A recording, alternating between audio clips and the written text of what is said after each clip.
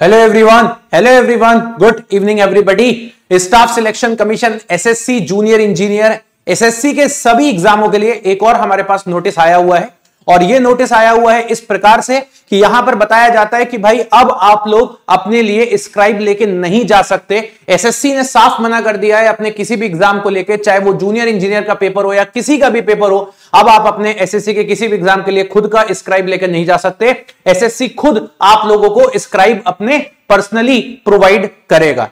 Sir ये क्यों किया गया? तो भाई ये इसलिए किया गया है कि क्योंकि बहुत बार क्या होता है, इस तरीके की चीजें देखी गई हैं। सीधी सी बात है, हर एक आयोग, एसएससी की बात कर लूं या किसी की भी बात कर लूं, हर एक आयोग यही चाहता है कि किसी भी तरीके से एग्जाम के अंदर चीटिंग वगैरह ये सारी चीजें ना हो। अब इसे किस लेवल पे चीटिंग रुकेगी ये तो समय ही बताएगा, लेकिन एसएससी ने रिसेंटली ये नोटिस अपनी वेबसाइट पर अपडेट किया और यहां पर इन्होंने बताया हुआ है, adoption of guideline framed by Department of Empowerment of Person with Disabilities, that is PWD candidates के लिए आया हुआ ये Ministry of Social Justice and Empowerment in OM8। तो यहां पे लिखा हुआ है, it is also informed that this will be applicable to all examination। सबसे पहले ये है, उसके बाद ये लिखा in line with the above guideline, the Commission has decided to implement the provisions contained thereby and do away with the provision of own scribe. It is clarified that for PWD candidates who are eligible for availing of the service of scribe for SSC exam, such scribe shall be provided only by the commission। तो जितने भी PWD candidates हैं, पहले वो अपने खुद के scribes लेके जाते थे। स्क्राइब आप बाखूबी बहुत अच्छे तरीके से जानते हैं,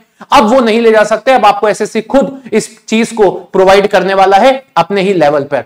अब यार यहां पर एक हर्डल ये भी आ सकता है कि भाई जो एसएससी स्क्राइब प्रोवाइड करेगा, कहीं ऐसा तो नहीं जिस वजह से पीडब्ल्यूडी कैंडिडेट्स को दिक्कत भी हो आगे चल के।